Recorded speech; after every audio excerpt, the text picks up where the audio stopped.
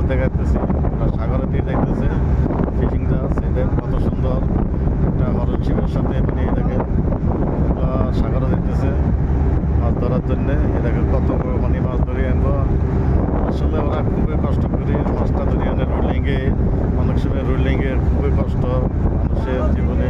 আসলে অনেক পরিশ্রমের পরে মাছ আনে, মাছগুলো আনি, তারপর মনে করেন নেন আসলে কত কিছু মানে বিনিময়ে কষ্ট করি। সাগরে রোলিং, অনেক ঢেউ, অনেক কিছু মানে ত্যাগ করি, তারপরে মনে করেন জীবনের ঝুঁকি নিয়ে তারপরে আপনার এই মাছগুলো ধরে নিয়ে আসে। দেখেন না, খুবই কষ্ট। আসলে আমরা কষ্টটা অনুভব করতে পারি না আসলে, কিন্তু আমরা মাছটা এই যে লাকড়া মাছ, বিভিন্ন মানে দামি মাছগুলো আমরা খাই।